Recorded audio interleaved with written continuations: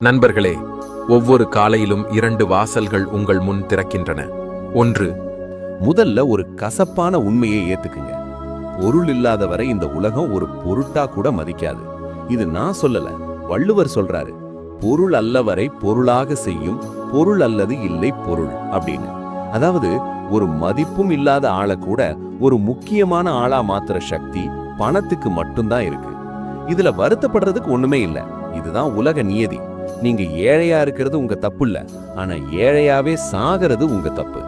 ஏன்னா பணக்காரன் ஆகிறதுக்கான விதை வெளியே இல்ல, உங்க மனசுக்குள்ள இருக்கு. வள்ளுவர் சொல்ற முதல் ரகசியம் உள்ளுவதெல்லாம் உயர்வுள்ளல். அதாவது உங்க கனவு பெருசா இருக்கணும். நிறைய பேர் பண்ற முதல் தப்பு என்ன தெரியுமா? அவங்க ஆசைப்படுறதுக்கே பயப்படுறாங்க. மாசம் 10,000 கிடைச்சா போதும்னு நினைக்கிறவங்களுக்கு ஒரு நாளும் 1 லட்சம் கிடைக்காது.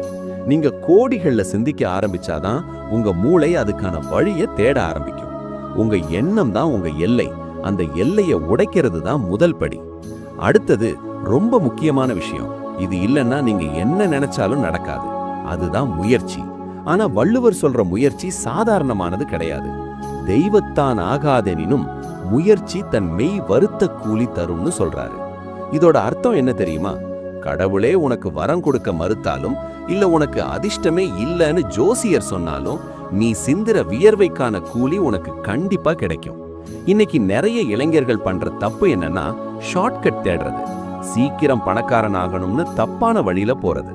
ஆனா உழைப்பில்லாம வர்ற பணம் வந்த வேகத்துல போயிடும். நீங்க ஒரு தொழிலை கையில எடுத்தா அதுல உங்க உடம்பும் மனசும் வலிக்கிற அளவுக்கு உழைக்கணும். அந்த வலிதான் வெற்றியோட அடையாளம். யாரோ ஒருத்தர் ஈஸியா ஜெயிச்சிட்டாங்கன்னு நினைக்காதீங்க. அவங்க பட்ட கஷ்டம் வெளியே தெரியல, அவ்வளவுதான். இப்போ 3வது ரகசியம், இதுதான் கேம் சேஞ்சர். நிறைய பேர் சம்பாதிக்கிறாங்க, ஆனா ஏன் அவங்களால பணக்காரனா ஆக முடியல? ஏன்னா அவங்களுக்கு வகுத்து வாழ தெரியல. ஆகாறு அளவு இட்டிதாயினும் கேடில்லை, போகாறு அகலாக்கடை. இது ஒரு சிம்பிளான கணக்கு. உங்க வருமானம் சின்னதா இருக்கலாம், ஆனா உங்க செலவு அந்த வருமானத்தை விட அதிகமா போகாம இருந்தா நீங்க தான் ராஜா. இன்னைக்கு இருக்கிற விளம்பர உலகம் உங்களை சம்பாதிக்கிற காசையெல்லாம் செலவு பண்ண வைக்குது. இல்லாத காசை வச்சு தேவையில்லாத பொருளை, பிடிக்காத மனுஷங்களை இம்ப்ரெஸ் பண்ண வாங்குற பழக்கம்தான் ஏழ்மையோட வாசல். நீங்க பணக்காரனா ஆகணும்னா முதல்ல பணத்தை மதிக்க கத்துக்கணும். வர்ற வருமானத்துல ஒரு பகுதியை சேமிக்காம முழுசையும் செலவு பண்றவன் ஓட்டப்பானையில தண்ணி பிடிக்கிற மாதிரி, எவ்வளவு ஊத்துனாலும் நிரம்பாது. வள்ளுவர் சொல்ற சிக்கனம் கஞ்சத்தனம் கிடையாது, அது ஒரு புத்திசாலித்தனமான முதலீடு. 4வது விஷயம், இதுதான் உங்க வளர்ச்சியை 10 மடங்கு ஆக்க போகுது. அதுதான் காணமறிதல். பிசினஸ்ல டைமிங் ரொம்ப முக்கியம். ஞாலம் கருதினும் கைகூடும், காலம் கருதி இடத்தால் செய்யின். அதாவது நீங்க இந்த உலகத்தையே ஆள நினைச்சாலும் அது நடக்கும்.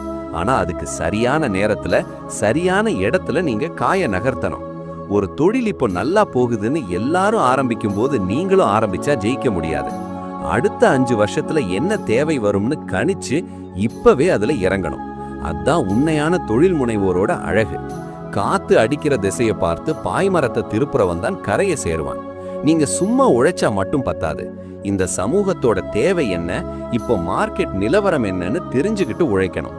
குருட்டுத்தனமான உழைப்பு கூலியை தரும், ஆனா புத்திசாலித்தனமான உழைப்பு தான் லாபத்தை தரும்.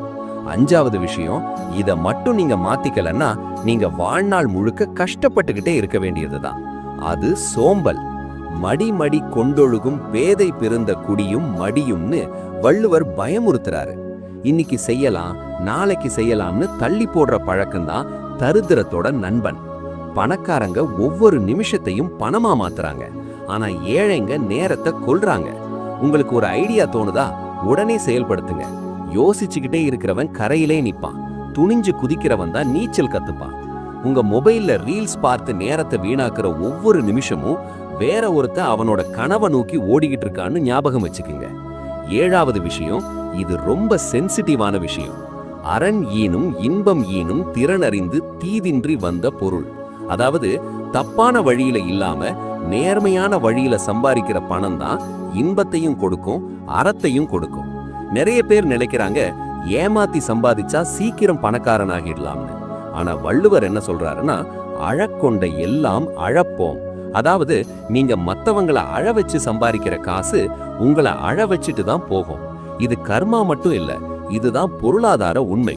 ஒரு பிசினஸ் நிலைச்சு நிக்கணும்னா அங்க நம்பிக்கை இருக்கணும். நீங்க உங்க வாடிக்கையாளரை ஏமாத்தி ஒரு முறை சம்பாதிக்கலாம், ஆனா அந்த வாடிக்கையாளர் திரும்ப வரமாட்டார். நேர்மைங்கிறது ஒரு ஸ்லோவான ப்ராசஸ் மாதிரி தெரியலாம், ஆனா அதுதான் நிரந்தரமான வளர்ச்சி. நிம்மதியான தூக்கம் இல்லாத கோடீஸ்வர வாழ்க்கையை விட நிம்மதியான வசதியான வாழ்க்கை மேல். 7வது விஷயம் அறிவுடைமை. பணம் சம்பாதிக்கிறதுக்கு வெறும் உழைப்பு மட்டும் பத்தாது, அறிவு வேணும். அறிவு அற்றம் காக்கும் கருவி. அதாவது அழிவு வராம காக்கிற கருவி அறிவுதான். நீங்க பண்ற தொழிலை பத்தி முழுசா கத்துக்குங்க. அந்த துறையில இருக்கிற நுணுக்கங்கள், சட்ட திட்டங்கள், புதிய தொழில்நுட்பங்கள் எல்லாத்தையும் கத்துக்கிட்டே இருக்கணும். நேத்து இருந்த அறிவு இன்னைக்கு பத்தாது. தினமும் உங்களை நீங்க அப்டேட் பண்ணிக்கிட்டே இருந்தாதான் போட்டி உலகத்துல நீங்க நிலைக்க முடியும். உங்க மூளைய கூர்மையா வச்சுக்கிறது தான் இருக்கிறதுலயே பெரிய முதலீடு. யாரு ஒருத்தர் கத்துக்கிறத நிறுத்துறாங்களோ அவங்க வளர்றதையும் நிறுத்துறாங்க. 8வது விஷயம், இது உங்க மன உறுதியை சோதிக்கிற இடம். இடுக்கண் வருங்கால் நகுக. தொழில்ல நஷ்டம் வரலாம், ஏமாற்றம் வரலாம், கடன் பிரச்சனை வரலாம். அந்த நேரத்துல சோர்ந்து போய் உட்கார்ந்துடாம அந்த பிரச்சனையை பார்த்து சிரிக்க சொல்றாரு வள்ளுவர். ஏன்னா பதட்டத்துல எடுக்கிற முடிவு இன்னும் பெரிய நஷ்டத்தை உண்டாக்கும். பிரச்சனை வரும்போதுதான் உங்க மூளை இன்னும் சுறுசுறுப்பா வேலை செய்யணும். தோல்விங்கிறது ஒரு முற்றுப்புள்ளி கிடையாது, அது அடுத்த கட்ட வெற்றிக்கான ஒரு பாடம். நீங்க விழுந்தா எழுந்திருக்கிறதுக்கு முன்னாடி ஏன் விழுந்தோன்னு யோசிச்சுட்டு எழுந்திரீங்க. அந்த அனுபவம் தான் உங்க வாத்தியார். உலகத்துல ஜெயிச்ச அத்தனை பணக்காரங்களும் பல முறை தோத்தவங்க தான். அவங்க தோத்தப்போ ஓடி ஒளியல, அந்த தோல்வியிலிருந்து பாடம் கத்துக்கிட்டு திரும்ப வந்தாங்க. 9வது விஷயம், பெரியாரை துணைகொடல். உங்க சுத்தி யார் இருக்காங்கங்கிறது ரொம்ப முக்கியம். இனத்தீமை இன்பம் பயவா. தீய நட்பு உங்களுக்கு இன்பத்தை தராது. நீங்க 5 கோடீஸ்வரங்க கூட பழகுனா நீங்க 6வது கோடீஸ்வரனா ஆவீங்க. அதே நேரத்துல எப்பவும் குறை சொல்றவங்க, எதிர்மறையா பேசுறவங்க கூட இருந்தா நீங்களும் அதையே தான் பேசுவீங்க. உங்களுக்கு மேல அறிவுலையும் அனுபவத்திலையும் சிறந்தவங்களோட நட்பை தேடி பிடிச்சு வச்சுக்குங்க. அவங்களோட ஒரு வார்த்தை அட்வைஸ் உங்க வாழ்க்கையவே மாத்தலாம். தனியா ஜெயிக்கிறத விட சரியான துணையோட ஜெயிக்கிறது சுலபம். உங்க நெட்வொர்க் தான் உங்க நெட் வொர்த். கடைசியா 10வது விஷயம், சொல் வன்மை. நீங்க என்னதான் திறமையானவரா இருந்தாலும் உங்க கருத்தை, உங்க பொருளை மத்தவங்களுக்கு எடுத்து சொல்ல தெரியலன்னா வியாபாரம் நடக்காது. சொல்லுக சொல்லை, பிரிதோர் சொல் அச்சொல்லை வெல்லும் சொல் இன்மை அறிந்து.